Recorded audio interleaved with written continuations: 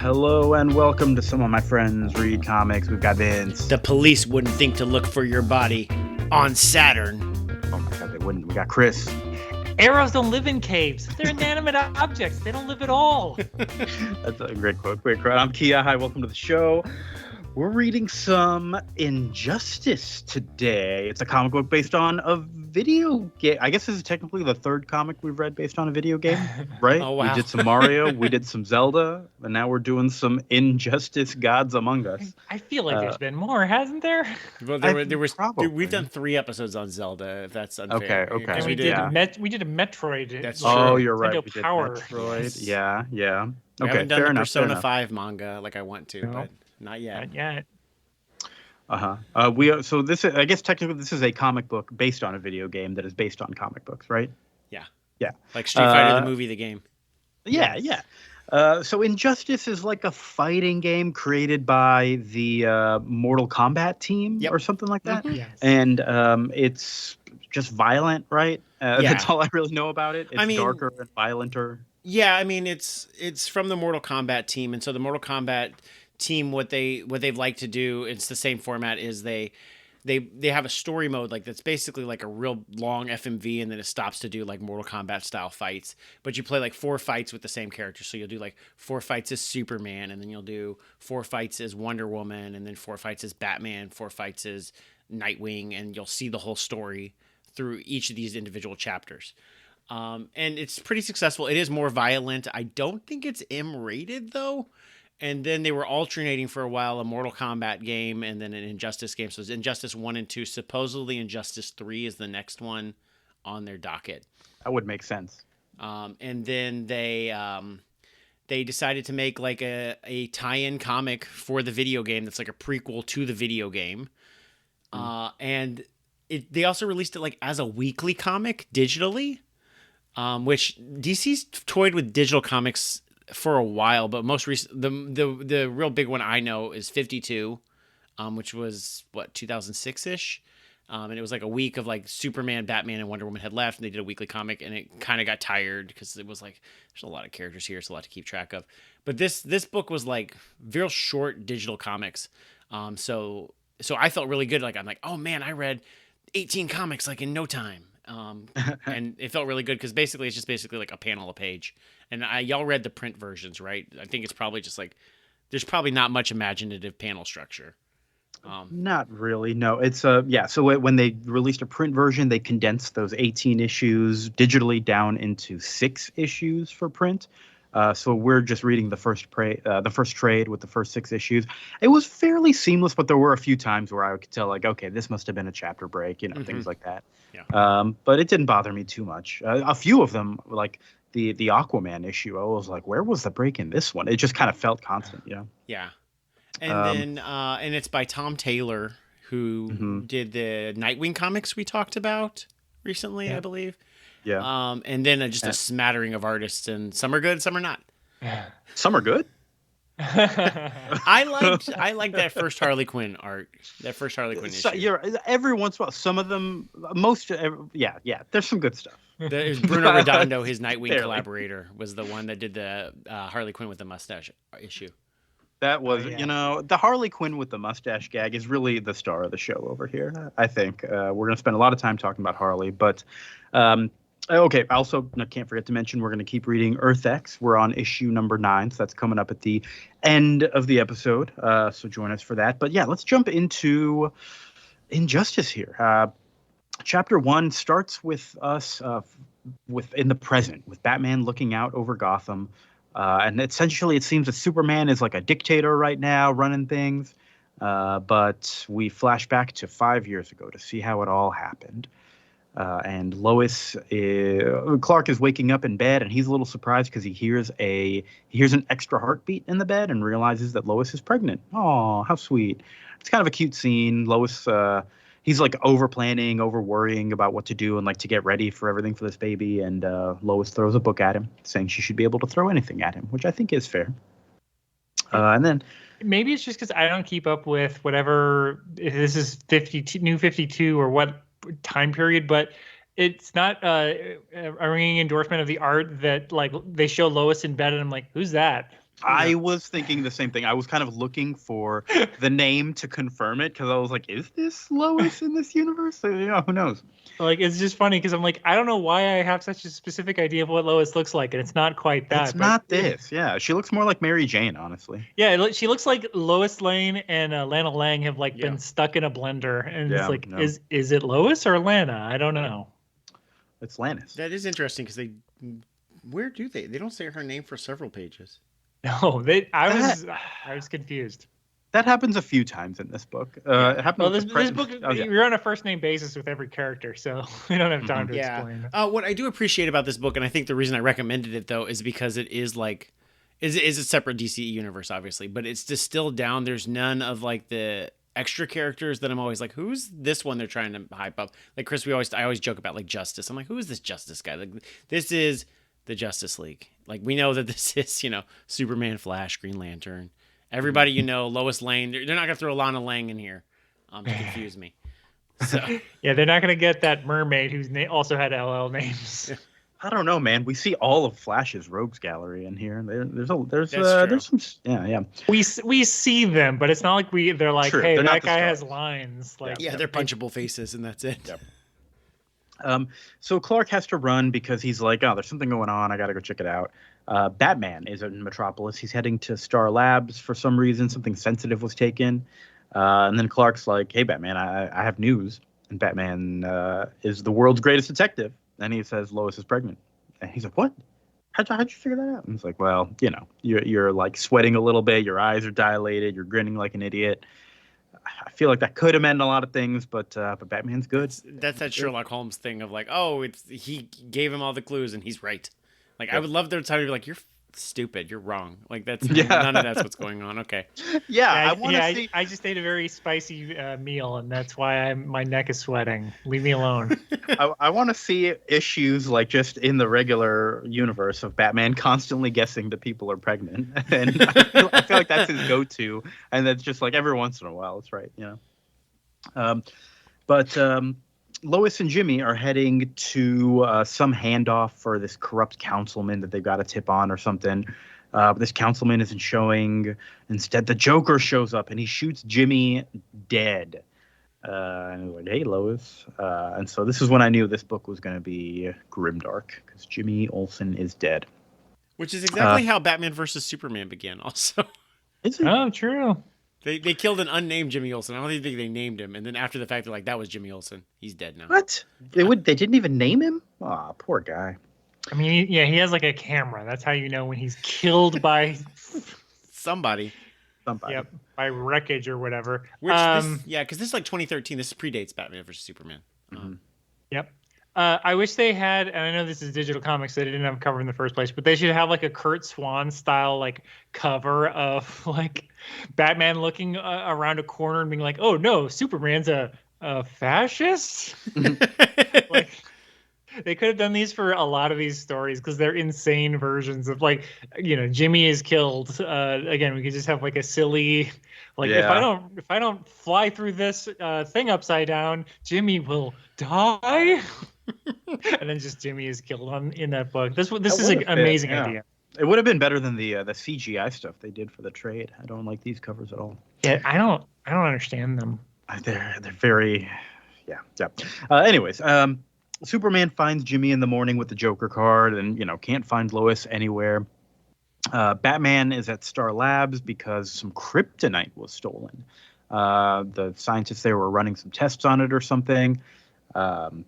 Superman flies in, asks Batman for help finding Lois because he can't see her anywhere, just can't locate her. And Batman at first is like, hey man, your secret identity, dude. And he's like, I don't care. So they put out a priority call. I did like that moment. I did like that. Batman's like, bro. They put out a priority call to everyone in the Justice League, all the heroes they can get a hold of, to find a woman named Lois Lane. And they're like, who is she? And they're like, don't worry, she's important. Just find her. She's also like a famous, I guess we don't know that many famous journalists that aren't on TV. Right. Anderson Cooper's been kidnapped. Yeah, exactly. You wouldn't be like, wait, who is Anderson Cooper? What superhero? What superhero is dating Anderson Cooper? So the Flash finds the Scarecrow dead with some Star Lab stuff. The Wonder Woman. Why did I say the Wonder Woman? Wonder Woman finds out that Joker has hijacked a submarine and they're not in Metropolis anymore. So Superman flies into the ocean, lifts it out of there, busts himself in. Joker and Harley have Lois on an operating table there. And then Joker like sprays some green mist, which I wasn't quite sure what this was. It looked very kryptonite-y, but we kind of later learned that this is fear toxin mixed with kryptonite. So it will Joker affect says, Superman in a way that I guess he was never affected by the fear toxin before. I guess not. Yeah. Okay. So Joker says it's time to bounce. Harley does not want to leave because this is her first submarine and she loves it. And she's already given it a name. You can't leave something that you've given a name to. So as they're leaving, she waves goodbye, Gunter. And the rest of the Justice League shows up to stop them. The Joker, we learn, has triggered some kind of a bomb to go off in Metropolis whenever Lois's heart stops beating. And Batman realizes, oh my God, this is fear toxin, blah, blah, blah. Oh, I didn't mention. Okay, so Superman takes his fear toxin and he sees Doomsday there and he's like fighting Doomsday. And at this point in the issue, he's fighting Doomsday up in space, like punching the shit out of him. And then we realize it's just hallucinations. Superman has been beating up Lois Lane in space. And he hears the heartbeat stop and the explosion goes off. And that is fucked up, I think. It's real fucked up. Yep. So Metropolis is nuked. Metropolis is nuked. And Superman killed Lois Lane. Yeah. Another thing I appreciate about this book is this. What'd you say, Chris? The Joker killed Lois Lane. Superman didn't do it. Yeah. I mean, he did technically do it. He pulled the trigger. Right. It was the machination. Supermans don't kill people. Jokers kill people. Yes, exactly. The only thing that can stop a bad Joker is a good Joker.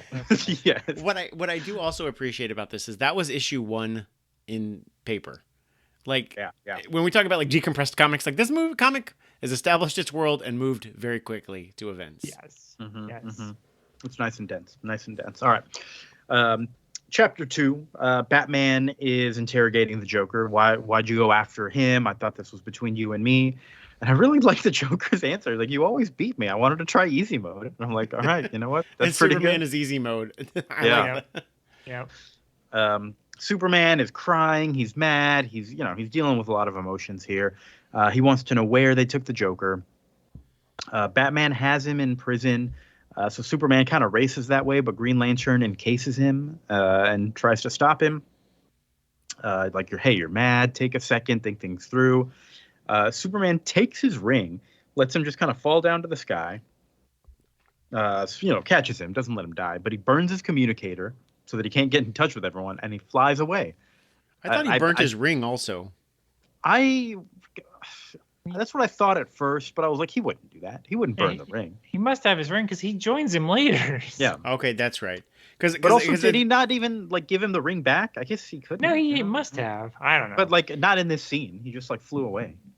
This doesn't come to pass, but when I was reading it at first, I was like, this is a really good way to write Justice League characters out of a video game, because this is a prequel. Like, if we're not going to have Green Lantern in the video game, it's like, well, Superman beat him up and stole his ring. So that's why Green Lantern can't be in the video game.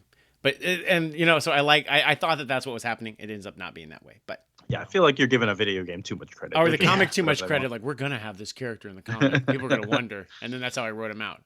Yeah. I gave him too much credit. Yep.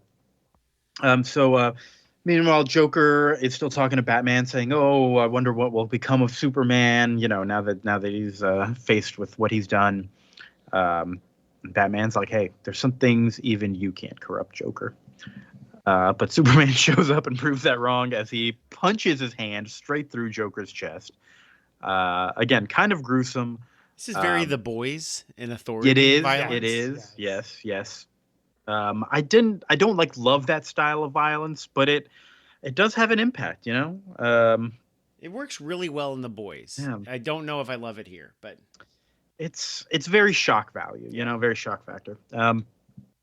I do appreciate that the tone isn't such. Like, I don't feel like the book thinks I should be taking this that seriously. Right. Like it's so it is, the Mortal Kombat style. Like it's so cartoony that I'm not like, whoa. Like it's literally just punching through a person.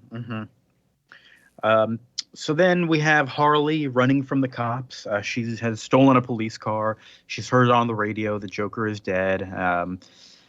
Then Green Arrow, she like stops somewhere. She like crashes the car and goes into some building. And Green Arrow captures her.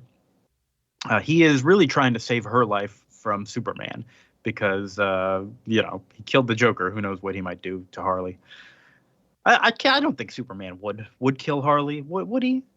No. We never even see him think about Harley Quinn at all. But he wouldn't kill Harley because she's that unimportant to him.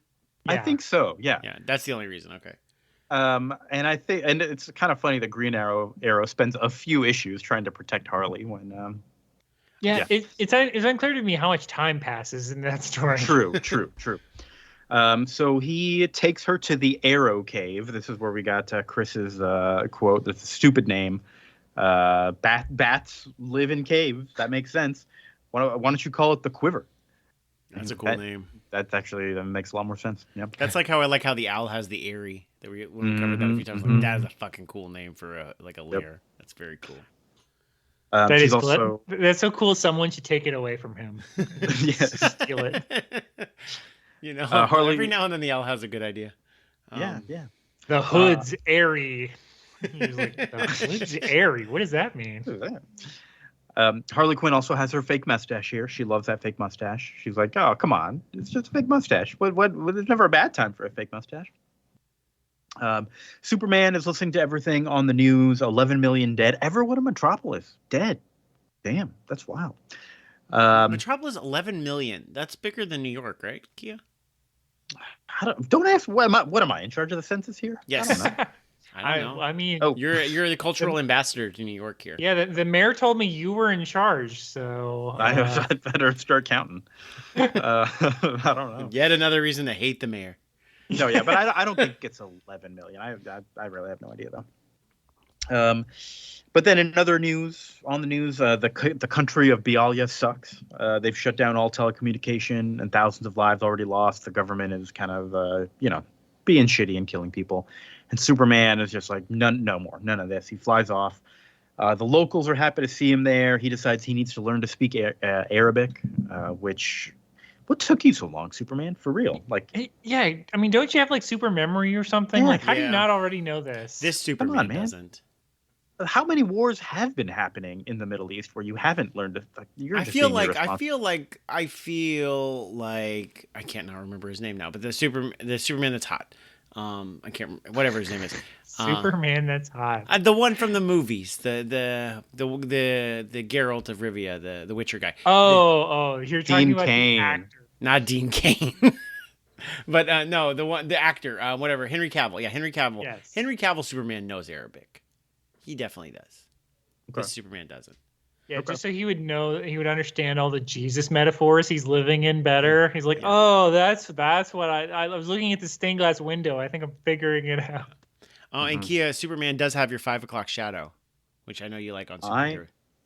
My 5 o'clock shadow? Oh, I see what you're saying. Yes, the typical this guy is tired 5 o'clock shadow. Yes. Friend of the show. Friend of the shadow. So dudes in shadows and 5 o'clock shadows. Oh my God, yeah. Superman runs to the president of this country, flies there, takes him to the middle of the city, rips his shirt off, kind of seeming like he might kill him.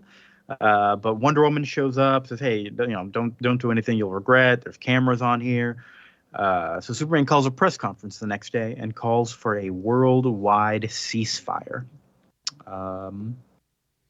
Big the quest for peace vibes here. He's just gonna take a big net of nuclear weapons and throw them into space. Just get rid of all the guns. I think he threw them into the sun. I don't remember. Who knows? He fought the Solar Man. I do know that. The quest for peace. We haven't read this for the show. No, that was the Superman 4. The last Superman movie. Where he rounds up all the nuclear weapons, puts them in a big net. I'm not making this up. And then just swings his arms around and then throws them into space. Yeah, that's because Christopher Reeve was big on denuclearization at the time. I think you said it was Henry Cavill. No, that's a different hot Superman. Everybody who plays Superman is hot. That's why I was confused. I was like, "Is this like?" I didn't a narrow joke? it down. I didn't narrow it down. No, that's the key. That's the sequel to the movie where Superman fights Richard Pryor. I have heard of that one. Yeah. He doesn't so much fight as they sort of are at odds, and then it turns out he's not so bad. I don't think I've ever seen a Superman movie, actually. Really? Not a single one. The first two are pretty good. I've seen the first one and the Brandon Routh one and the Henry Cavill one. You never saw General Zod and everything in Superman 2 the first time they did it? Not the time that he spun the world backwards or anything like that. No. I haven't seen it. Where Lois died in that one. Why didn't he do that in this comic? Yeah, he should have. Yeah. Again, they should be deliberately referencing things like this on like the cover so that I would laugh at it. Yes. All right. On to chapter 3 here. The military is like trying to shoot missiles at somebody, and Superman intercepts it. And well, no, he just straight up flies through the plane and kills the soldiers on there, which seems questionable. There's a lot of questionable stuff happening here. But I think it was Superman's just a drone. Not taking any shit. Oh, you think it was just a drone? Because it says like drone command, like on the. Oh, you're right. Okay. You're right. Okay, but then I thought I saw something about how there were 5 to civilian casualties. Okay, never mind. Yeah, that's what Superman is preventing. That jerk. Yes. And then we have there's a dude sitting in with the military who I guess we later learn was the president. It would have been nice to name him. Yes. He looks so much like our president. I was so thrown because he seems like such a young guy. I was asking you all, like, what's the last president we had with jet black hair? Yeah, it would make more sense if that was the mayor of New York in the 90s. Yeah. But 2000s, Rudy? I guess. No. This would already be Bloomberg era, I think. Okay. So Superman's people the president's people are telling him, hey, we have a plan. It can't be traced back to you. Don't worry. Oh, I forgot to mention, during this press conference that Superman had, he also revealed his secret identity. I don't know why he did that. But he said, hey, I've been Clark Kent this whole time. Used to be a journalist, but I'm Superman, and I'm going to protect the world now. Yeah, now he's just like, I'm doing this full time. No, like goofing around. No tricking my friends. No fun. I'm just like grimdark Superman. He really did. Did he have to tell them he was Clark Kent before, though? Like, I feel like that was a bad call because now the military, their plan is not to go after Superman. Their plan is to go after Ma and Pa Kent. Yeah, it would be the perfect time because it's like, yeah, Clark Kent, the life insurance was written out to S. Uperman. I guess that's you. So, Clark Kent's dead. This is now your life, Superman. Yep.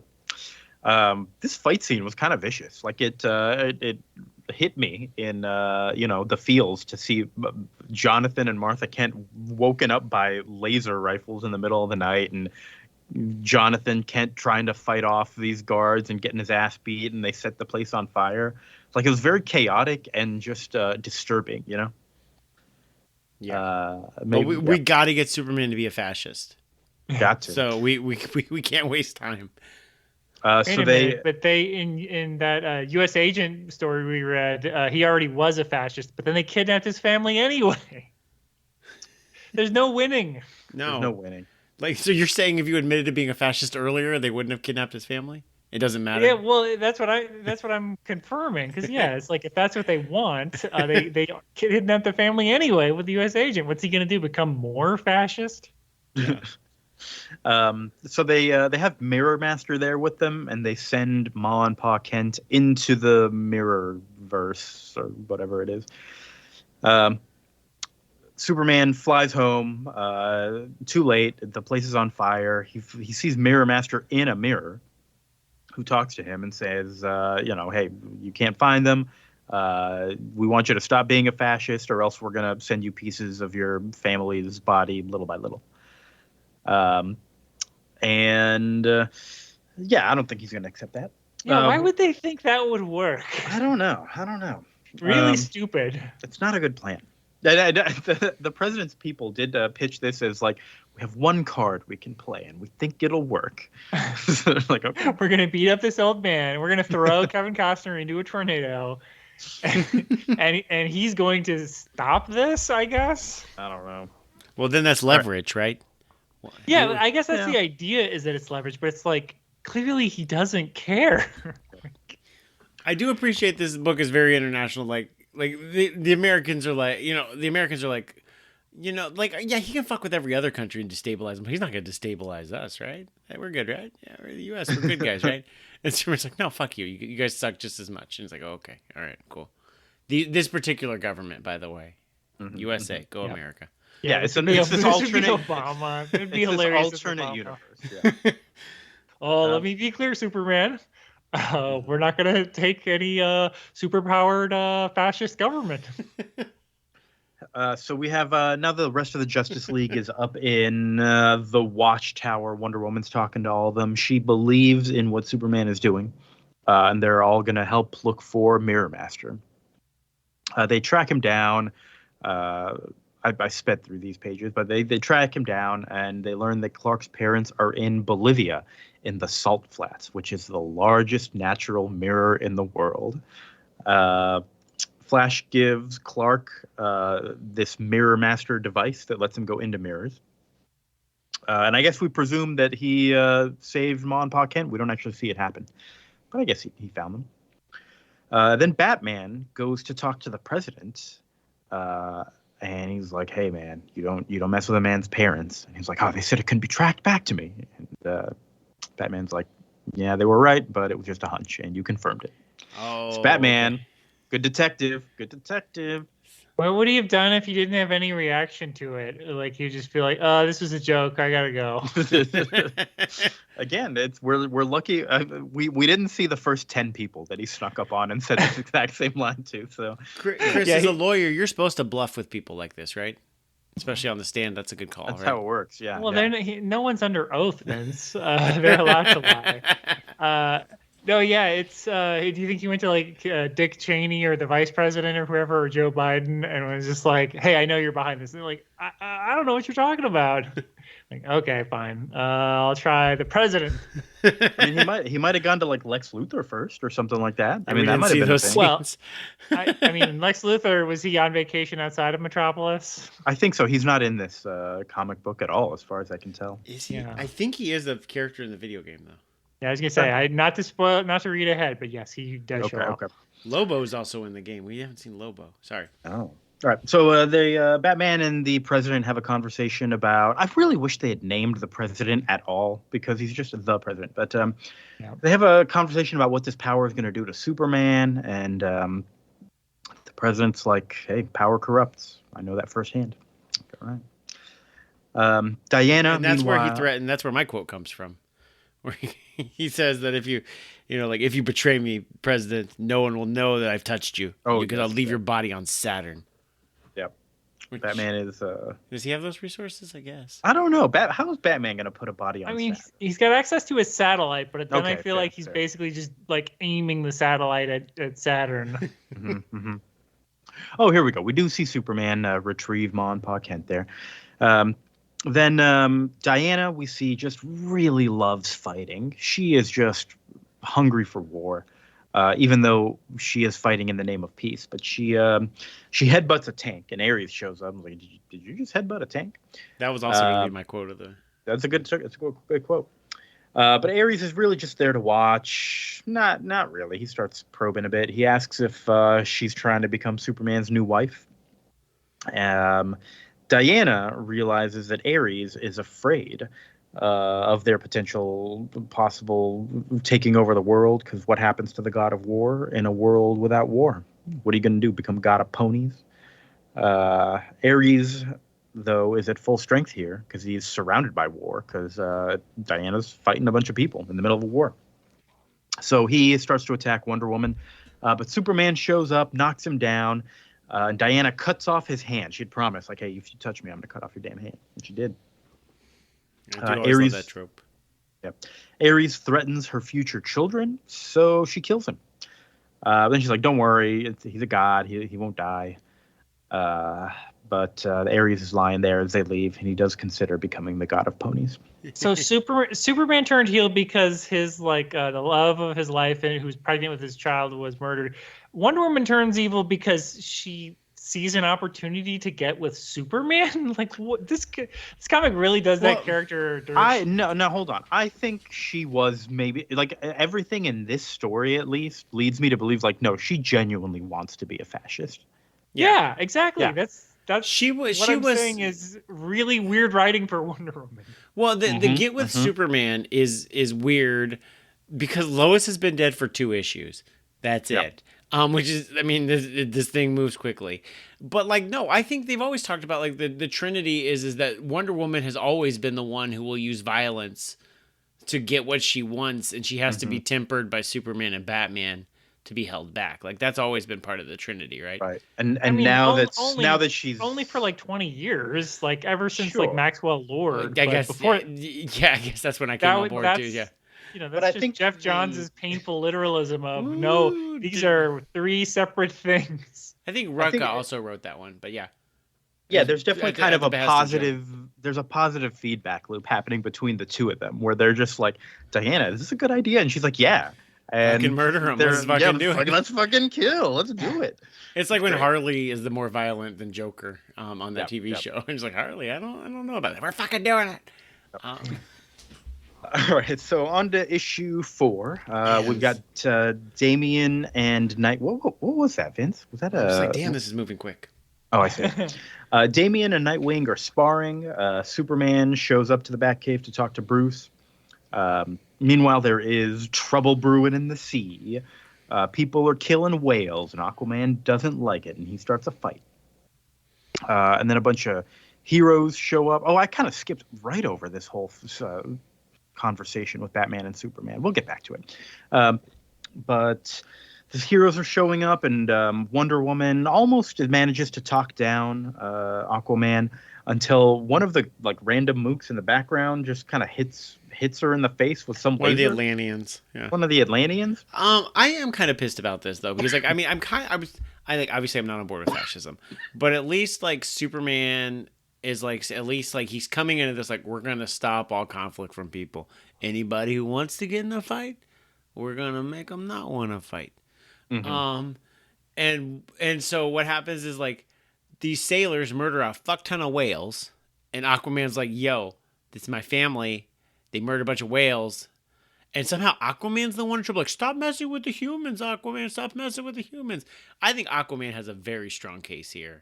He definitely does. And Wonder Woman is overstepping. So here's what happens. Wonder Woman gets hit in the face, right, by one of the Atlanteans. And Arthur, Aquaman, turns around and he's like, hey, we're talking over here. And then Diana, you saw what happened, right? You were standing right there. It happened to you. You know it wasn't Aquaman. But then Diana's like, you know what? I'm tired of talking. And she just starts beating up Aquaman. Like, Diana, what are you doing? And a bunch of whales just got murdered. Come on. Yeah. The whales are the innocents. The human sailors are the bad fascist dictators in this region, and they're not helping them. Like 2 issues ago, Superman would have ripped off the shirts of all these guys and held them in front of the UN. Not now. Yes, he would have physically humiliated all of them.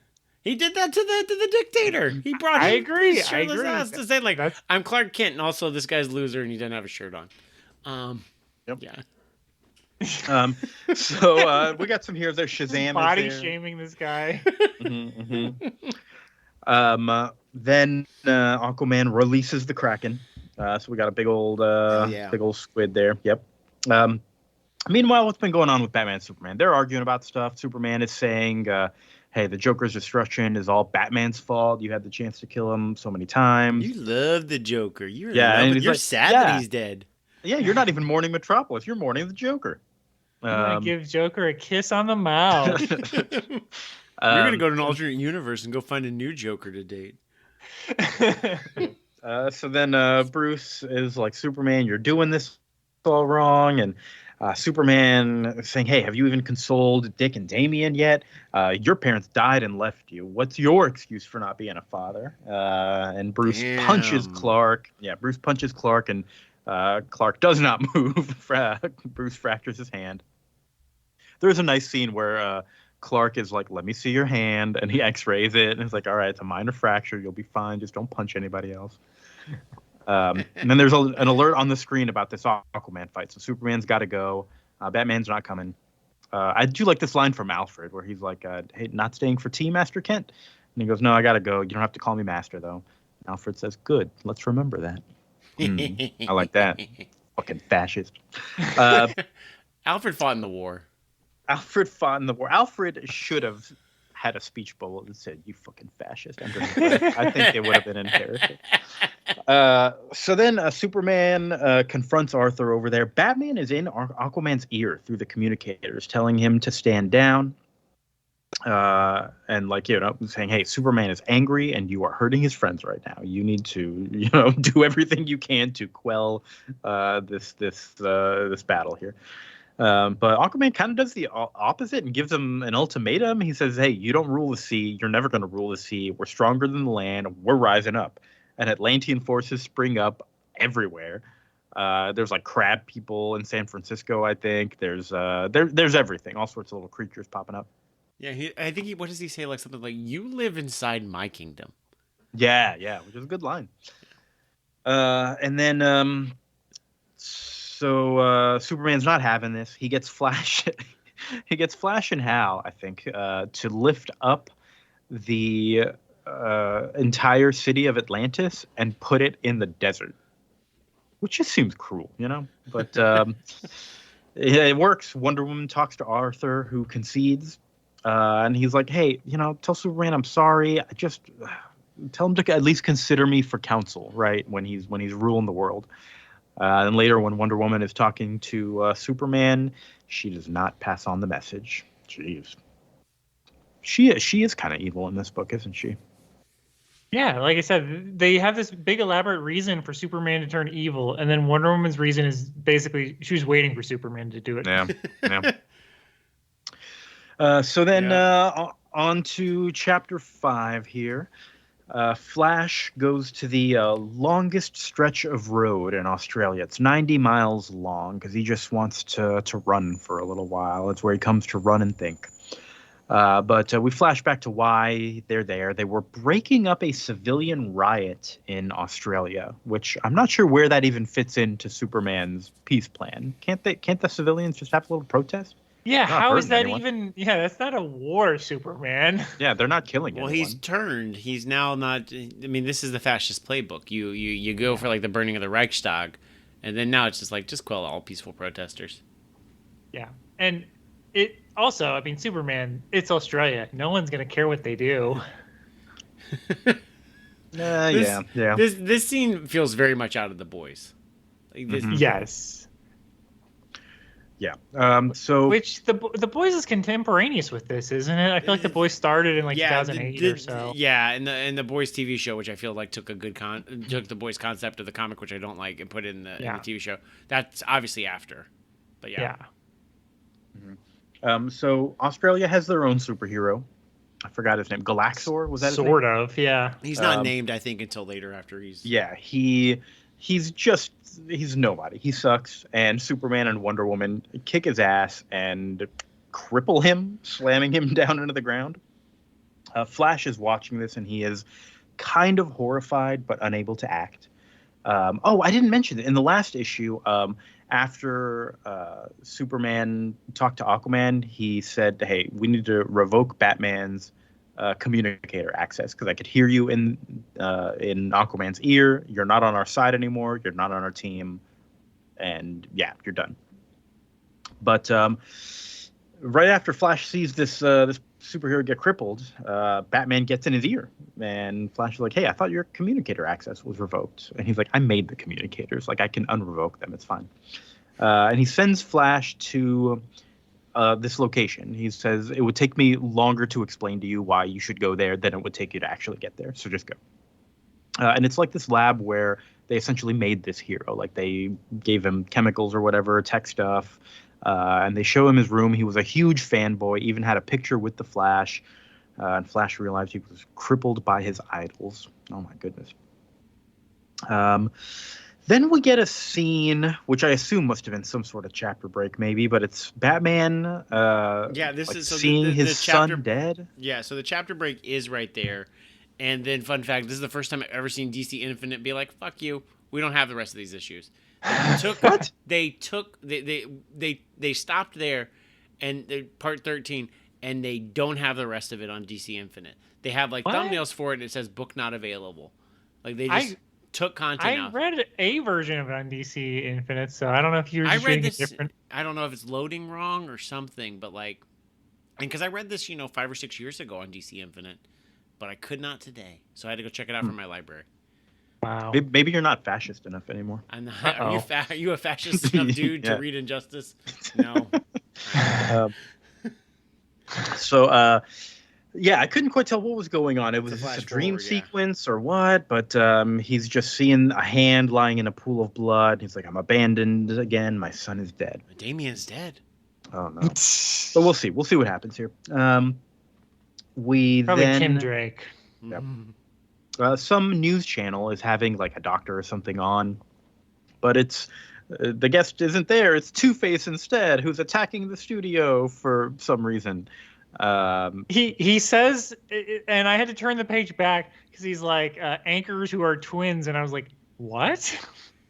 And so I flipped back, and it's like they have the same name. I thought they were a married couple. Yeah, I assumed they would have been married. Yeah, but it's like, no, they're twins of each other, according to Two-Face. I'm like, what? Well, they're very weird, and they both have creepy Joker smiles too. I don't. Did they interview as a package?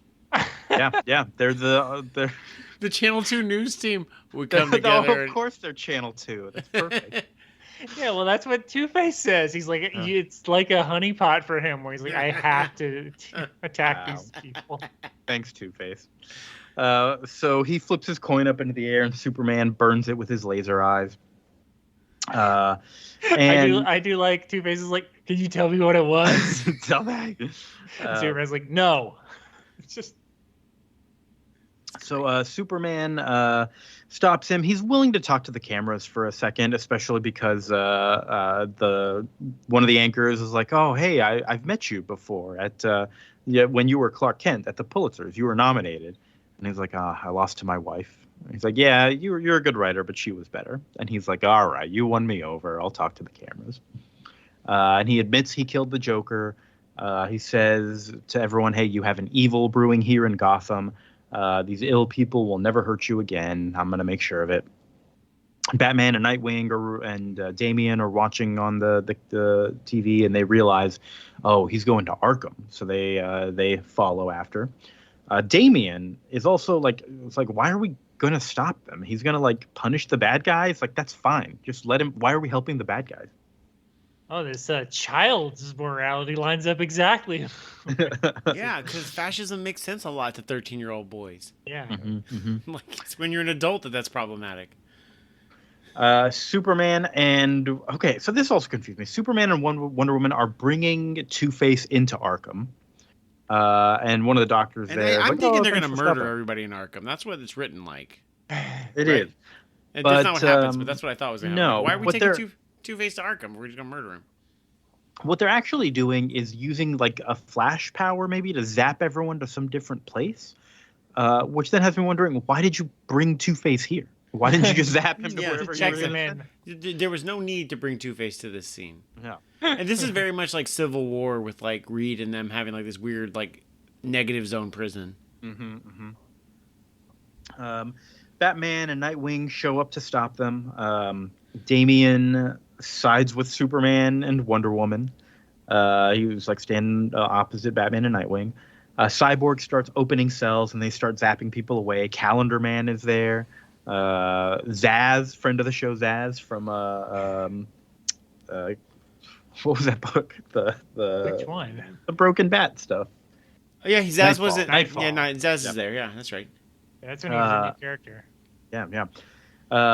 Batman then says like, stop opening the cells, and they don't. So Batman activates a virus in Cyborg to stop him. Later, when Cyborg kind of recovers, he checks it. He's like, oh my God, Batman, you uploaded this virus into me the first week you met me. What the fuck, man? Like, that's fucked up. But also, your virus scanner didn't pick it up. I know, right? He's too good. Batman's, he knows good viruses. Meanwhile, Arrow is bringing Harley into Arkham as well. And he sees all the heroes on the camera, and he's like, "Huh!" And he just like leaves Harley with this guard and runs to help the heroes. This guard is named Kenneth, and Harley asks Kenneth, "How many times have I broken your nose?" He's like, "3 times." He goes, "Sorry." She's got her fake mustache on, which is revealed to be a lockpick. So she gets out of the cuffs, breaks Kenneth's nose again, and runs away. Then let's see. Cyborg recovers there. Arrow shows up to see what's going on. He's like, "Oh yeah, I was bringing Harley here." And he's like, "Well, where is she?" I left her with a guard. And then she comes over on the intercom. And who's that? I think Nightwing's like, "You didn't leave her with Kenneth, did you?" Oh man. But she lets out all the prisoners and also turns off the power dampeners on Solomon Grundy, who wakes up, grabs, like punches his giant arm up through the floor, and he grabs Damian in his giant hand and drags him down. So this is when I'm wondering, is this how Batman's son will die? We'll see. On to I was chapter also 6. thinking about like, man, Damian actually, cause Damian is such a new character to me, but Damian's been around for 15 years now. Yeah. Like at this comic, he's only right? he was like created by Morrison. I would say like 05, 06 era, and I guess by this point with this comic, he's only 8 years old. But yeah, Damian's still around as far as I know. Yeah. Maybe he'll be the one Robin to last forever. Yeah, he's probably been Robin longer than Tim Drake ever was. Mm-hmm. Probably. He's the second most tenured Robin. That's hilarious. So in chapter 6, we get into a big fight here. Harley on the intercom says, "Don't hurt the green one with a beard. I kind of have a crush. Might be Stockholm syndrome, but I'll take what I can get." Nightwing tells Superman that Solomon Grundy is already dead and that he'll keep regenerating. So, feel free to let out some definitely tension. Gonna crush Damian's head though. Yeah, that's it. But son is dead. Superman laser eyes Solomon Grundy's hand off, and it frees Damian. Yeah. And then he flies through Solomon Grundy's chest. And I think this is my least favorite panel in the book. I hate the way Superman is coming out of Solomon Grundy's chest. I hate it so much. How would you make it better? I don't know, but I would make the hole bigger, I think, because he looks like he is just like crawling out of the. I don't know. It bothers me. And not in a like it's too gross bothers me. It just looks wrong. Okay. I was expecting you to say like his face is weird. Superman's proportions are like the hole being bigger. I think that you're right. It doesn't look right. It doesn't consider look how right. like wide Superman's shoulders are. The hole is only as big as like his tiny waist. Yeah, you're right.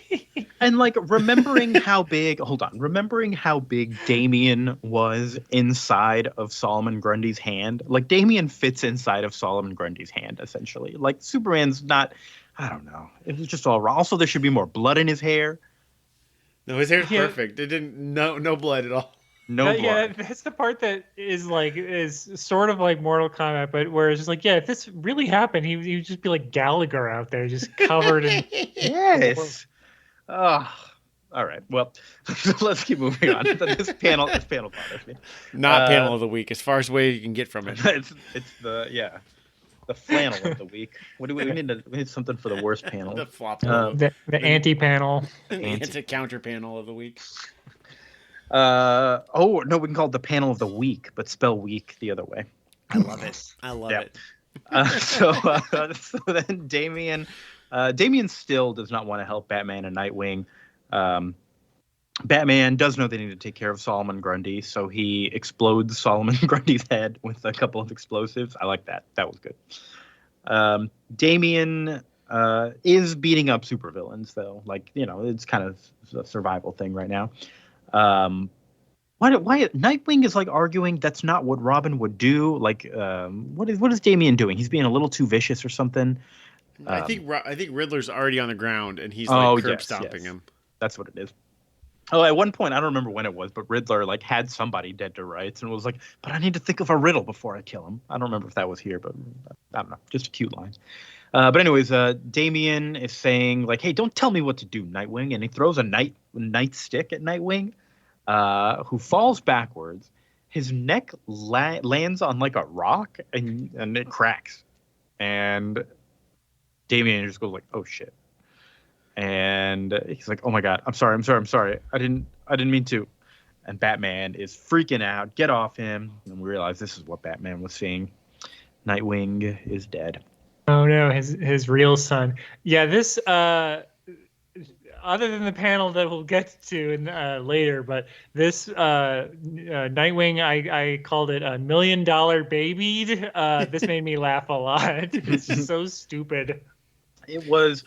You know what I appreciate about this book is how just like unexpected stupid shit can happen. And I'm like, all right, cool, let's go with it. Like I over the course of this, I was definitely picking up some like Squadron Supreme vibes as well. And this book is nowhere near as good as Squadron Supreme, but I do kind of appreciate like, oh, anything can happen because it is the Justice League, but a different universe. I feel like this took a lot of notes from Squadron Supreme as well. It does. It feels like it's like The Boys mixed with Squadron Supreme mixed with like a few other things. And also like it's got the things like, who gives a shit? It's a video game. It's a comic based on a video game. Like, who cares? I can do whatever the fuck I want here. There's no stakes. There's no one watching. Yeah, and yeah, we just have ultra like the part where Nightwing is like, by the way, Superman, if you have any like finishing moves you want to try out. Yeah, if you want to try any fatalities on anyone. Yeah, like you want to do something with your laser eyes or maybe punch a hole through someone. He's like, oh, I'll do both. That'll be good. So what I'm thinking happened though is that like Damian threw the stick at Dick's head, and I think it just like gave him a concussion or some type of head injury. And then that's why he fell. And then he falls and then breaks his neck and dies from the fall. How many? It's so silly to me too that like superheroes fall constantly. This is and like, have so many head injuries. Oh yeah. This is just this is the one that did just it. like This that. is the one that did it. It's like wrestling injuries, It's always the basic shit. It's never the wild, crazy stuff, Yeah. Well, sometimes. And just like that, Spider-Man has really bad CTE. Wait, They what? all have to Oh, be. I see. Yeah. I mean, that might be why Superman's going so crazy here. It's just CT. Maybe. I mean, Superman, I feel like has the least excuse. He really shouldn't have head trauma. That's true. Yeah. But he is an alien, so. I don't know what that has to do with. Well, they don't have our alien earthling concussion. morals. Yeah, they're more okay. It's starting to get racist against Kryptonians. Yeah. Jesus isn't protecting him. Jesus that's is protecting me. This isn't one of these Latter-day Saints religions where Jesus went to Krypton. Yeah, calm down. The Fourth Testament. Alien. All right, so we shift the scene over to Catwoman, who's out on the streets. She sees that this mugger named Joey Guiton was killed. And he was one of the good muggers. Like, he would never kill anyone. He wouldn't take credit cards and IDs because he knows that was trouble. He would just sneak into, like, people who already had a lot of money and just take their money. She's thinking about how Superman didn't have to answer for killing a bad guy, and now there's, like, others kind of following his path, but those people don't know what a true bad guy is. That kind of thing. She talks about the market crash because I guess there... Like Real Earth, there was also a market crash in the DC universe. Yeah, I guess Occupy Metropolis over. I mean, I guess if this book is 2013 and it was 5 years earlier, we're still in that time frame. I guess we still are, and we're in 2008. Okay, cool. Catwoman is, I would say, the most woke character in this book because she understands how it is for real. They snuck her in. They didn't sneak her in until the back half of the 6th issue. So she is robbing some rich asshole's apartment to give money to Joey's family.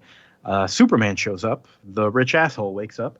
Catwoman dives out the window. Superman swoops down, grabs her, but she has a kryptonite earring, which makes Superman all woozy. So she runs down into the sewers. Superman follows her down there, burns off her earring. And so she throws. Yeah, that's cool. So she throws it into the water. Don't do that. Just put it on the ground. It's still kryptonite. Yeah. But he says he's just there to talk. Tells her that Nightwing died. Batman's going to need somebody to talk to. And Catwoman's like, well, you're his friend. Why don't you go do it? And he's like, I can't. There's stuff going on. He's like, y'all would like rather fight Doomsday, jump in front of a bullet, and that's less terrifying to you than talking to your friend. Men would do literally anything rather than go to therapy. Yeah. That's right. Um, Men would overthrow world governments. it's easier, man. Rather than express their feelings to their friends. That's right. She tells Superman, "Hey, don't forget the little people, like the people who've already had their homes displaced by the rich. Punish all the villains and the governments you want, but save some wrath for the truly evil." Oh, great line, great line. Selina then breaks into Wayne Manor. She finds Alfred sitting there kind of drunk, and she's like, "Hey, don't get up. I'll take care of you now." And she finds Batman downstairs punching a log, bloodied knuckles, in what I think is Chris's least favorite panel of the week. I think Batman is being portrayed by God, I'm blanking on the actor who is just kind of yeah, it's that kind of night. I'm sorry. Yeah. I did that to you. Gary Busey. Yeah, he's got the he's got that bad comic teeth. Yeah. But and also like when you texted us this image because I hadn't gotten here yet, I did not realize that was Selina in the background because she's got like kind of like a boy's haircut. I really thought it was like Tim Drake or something in the background. Yeah, that could be any. That could be a bad drawing of Dick Grayson. Maybe it could be Cassandra Cain, but no, it's Catwoman, I guess. So she's down there. She consoles Batman. What's happening to her face too? Now that I'm looking at this page, yeah, this is so bad. It's a bad panel. None of it's good. So then the bat signal is lit, and Batman wants Catwoman to come with him. So they go to the roof. It's not Commissioner Gordon. They're like, "Hey, Commissioner," and he's like, "Nope, it's the president." Oh my goodness. And the president kind of recaps what's been going on. Superman gave Israel and Palestine 3 hours in a room to come up with a peace plan, or else he'd make it for them. And he's worried about enforcing the peace because the root causes of hatred are still there. And he wants Batman's support taking down Superman if he takes over the world. And they say, "Sure, but we called you here too for a reason." He's like, "What?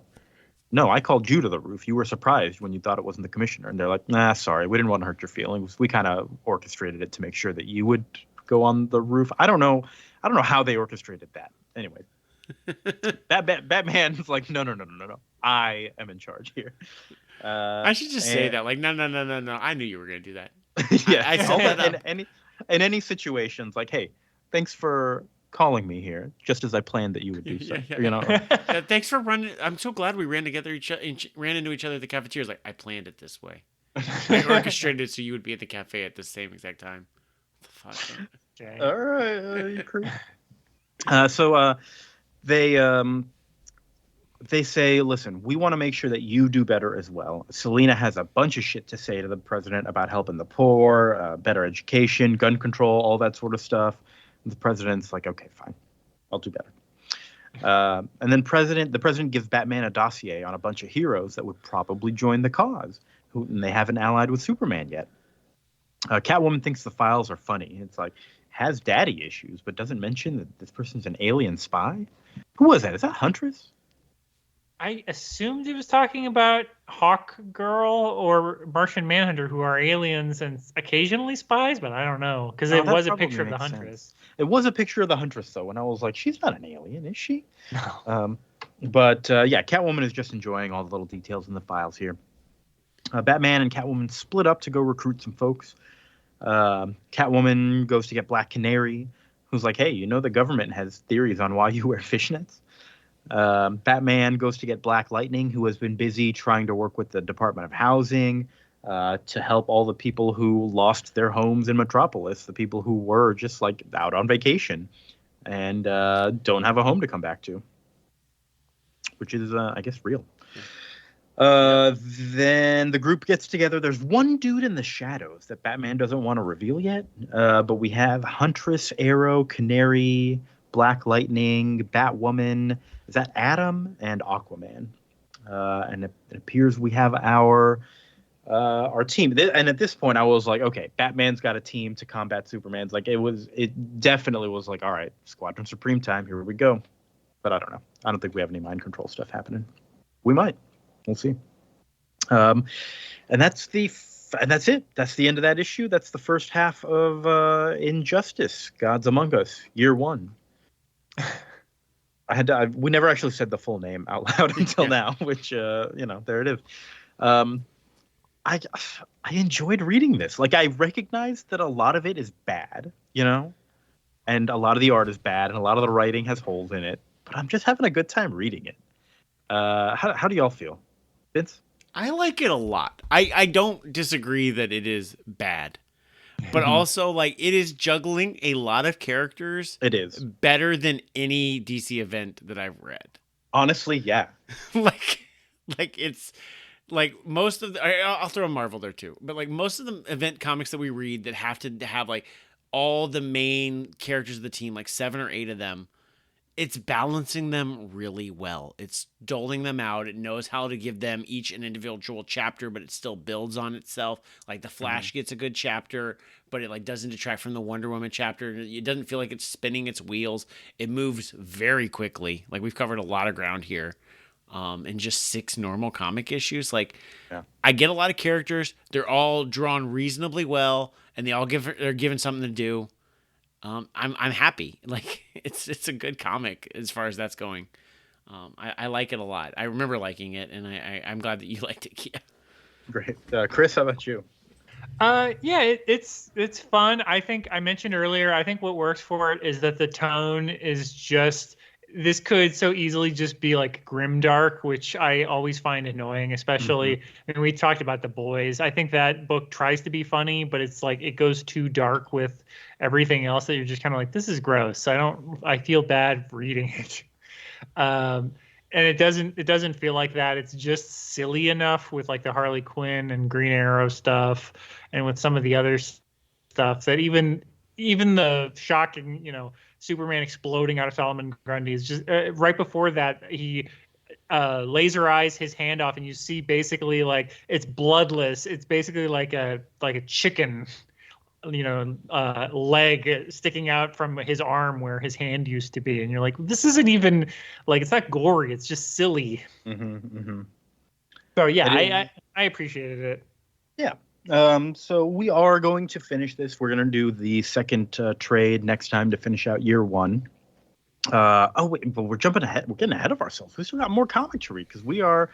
I guess we'll talk more about Year 1 next time, right? For Injustice. But anything else to say before we get to Earth X? No, I'm happy. Yeah, great. All right, we're on to Earth X. Speaking of big event comics that are moving quickly and using a lot of characters being juggled well. It's not really this, but I've started to grow on. Some of these characters are growing on me. It's still not moving quickly. I think number 9 kind of returns to form for Earth X and moves a little more slowly than the last few issues. Because it focuses on the Inhumans. Forgets all the cool characters from the last 2 issues. Yeah, it does. We didn't even see May Parker in this issue. All right, let's get into it though. The beginning conversation, as always, with X-51 and Uatu is there, except we have Werewolf John Jameson, the astronaut, also there. Now he's the one like, what are you talking about? And now X-51 Machine Man's the one that's like, don't you see? This is the truth kind of stuff. So it's the same lines, just now they've now got an extra character type. I mean, it is slightly different because he's like Uatu is trying to be like, X-51, hey X-51, and then John Jameson's like, well, why aren't you answering him? Because I will no longer be a seeing eye dog for Satan. He's like, oof, all right. I thought that was literal for a second, and I was like, oh, is it actually Mephisto pretending to be Uatu? Which would be quite the twist. It would be a twist. But X-51 starts referring to himself as his human name, Aaron Stack. Okay. That his dad gave him. We're redeeming those things. I didn't like him being dead named for the first several issues. And the book knows this too. Okay, cool. We're good. I'm happy there. We're pointing in the right direction. He says Uatu took his face to convince him of his own inhumanity and set him up to betray mankind. And he goes, hey, X-51, listen, I'm the Watcher. He goes, no, I'm the Watcher now. And he tells John Jameson that the Watcher is blind. Oh yeah, John Jameson says, but this guy's blind. What can he do? He's been infecting others with his blindness. Ooh. Yeah. Then we get a history of the Inhumans. Very exciting stuff here. Yeah. It's mainly about how the mutations are all just a small part of the celestial plan. Blah blah blah. Anyways, X-51 knows how to use Uatu's mode of transportation, and he's going to go down to Earth and talk to Reed. Meanwhile, John Jameson realizes the sun is up, and he has not changed into a werewolf yet, like he usually does. And they look out. The Celestials, I guess, have taken the sun, or they're blocking the sun. They're just like giant, uninteresting robots standing there. I feel like, I don't know, giant robots just standing there, like, kills all the cool factor of. I know they're not robots. That's what they are. It's the Celestials. I know. I think I love Jack Kirby, but I think every time he tried this idea, it got a little less interesting. Yeah. Each time. But Eternals was the last time. But the Celestials surely. are Actually, no. Whatever time the New Gods with Darkseid and stuff, those guys are cool. Yeah, that's I guess the second or third, because he had already done the Kree and the Norse gods. Yep. And he says, John, go take care of your wife. All right, cool. Captain America is talking to King Britain, formerly Captain Britain, but he's King Britain now, who says he will not provide support. Cool. This scene lasts way too long for something that's not going to lead to anything here. The Skull Kid is in Osborn's office. Is this our first time getting the name of this Spider-Man character? His name is Spiders Man, which I think is actually a great name. I love that name. Like, it's stupid, and I love it. Yeah, that's a good, the fact that Batman fights a bat that calls himself Man Bat. Yes, it's exactly, yes. But Spiders Man makes Norman Osborn see Gwen, and it's really, just the Skull takes off his human mask and pushes Norman Osborn out the window. He does not, Skull was expecting a splat. He does not get a splat because Norman's leg gets caught on the flag, and he instead snaps his neck, just like Gwen Stacy. And I thought that was way too on the nose there, but it was also kind of cute. I think the scene is redeemed by the Skull being like, "All right, load him back up in the window. We're gonna throw him out again." Yep, I agree with you, Chris. The scene is redeemed. Yes, that is such a diehard villain thing to do. It's like, no, we're gonna take a second crack at being a cool villain here. X-51 shows up on the street right in front of Reed. He says, "Hey, you knew me as Machine Man, Aaron Stack, but I'm the new Watcher, and I've come to reveal the purpose of mankind." And he extends a visor into Reed's eyes, and Reed sees everything. He goes, "Oh, we're germs?" I was like, no. We're germ fighters, antibodies. Okay. The Skull, meanwhile, it is funny. We've had 8 issues of them explaining history after history, and then X-51's like, "Let me just show you." One panel. It's so fast. It's because he's a better storyteller than Watcher. Yeah. The Skull is on the airwaves declaring himself the new president. And we kind of hear X-51 and Reed talking about how the Skull is part of the plan to keep the celestial seed safe. There's the seed inside of Earth, and all the mutations and stuff and everything are designed to make it so that the Earthlings are protecting the planet. Okay. I don't agree with most of what the Skull's positions are, but I will say he's like, no more the White House having like grandpa smell. Yes. That was a good line. No more wrinkles, and you're just like, what would that be like in 2024? That would be pretty nice. There's no way that won't be the case for another 4 years. We have the Vision reports to Tony and says the Iron Avengers are destroyed, probably because the Skull couldn't control them. Luna is still back to the Inhumans. Luna is still transforming from the Terrigen Mists. Karnak still thinks it has to be Maximus who let out the mists, but Black Bolt stopped Maximus, so it's like, how could he have detonated the bombs? It doesn't make sense. Karnak can't figure it out. They're playing it very, very obvious that obviously it wasn't Maximus by saying it's definitely Maximus. Medusa and Black Bolt go to their room. Medusa has realized that someone else had to have released the mists, and she has deduced it had to have been Black Bolt himself, who didn't want the Inhuman people treated like outcasts on Earth, so we just made everyone Inhumans. Cool. Anyways, reading X-51 is still talking. This is how the Celestials reproduce. They lay their eggs in planets, empower the indigenous life forms to protect them until they hatch. That also seems like a bad plan from the Celestials, you know? Like, just regular humans. Like, the egg would probably be fine with just regular humans. If you introduce a bunch of powers and stuff, I feel like the Earth has more potential to be destroyed, right? But I mean, it's like if Galactus, it really makes you recontextualize Galactus because it's like, does he just eat the Celestial eggs? Is that what he's actually after? That is good. That is Ooh, good. Yeah, maybe that's I like that. He just likes eggs, just like me. Because I don't like meat. I only like it in its embryo form. Mm-hmm. Yeah, it's a high protein thing. He's not just gonna eat like a sausage ball. He's gonna eat a nice. If you eat a planet without an egg in it, that's just empty calories. Right. No, yeah. You don't want that. But anyways, that's is that actually like in comics, Chris, or did you just come up with a really cool idea? I don't remember I know Galactus is a major character in Universe X at least, so okay. I think I may be half remembering something that happens. It's a cool idea though. But yes, it is funny because that's the only reason that the Earth would be in trouble. And it's like, no, we need superpowers. I guess was to stop Galactus. All right. But that's the end of the issue. The appendix this time is X-51 and Reed talking. Nothing particularly important that I could find in here. Well, it just explained more of the germ theory that we're here to to protect, which is honestly the only thing that makes like the Eternals interesting to me, the movie. And actually, not the only thing that like once the Eternals introduces that concept, I'm like, oh, this movie's actually pretty interesting because the heroes are like, are we actually wanting to like defend the Earth to protect the celestial seed to hatch, or should we stop it?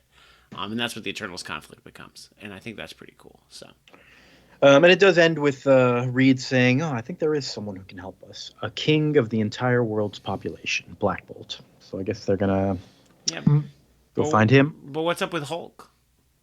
And Clea? We didn't see him this time. Yeah, he's still in wherever him and Thor had just beaten up Clea, right? Right.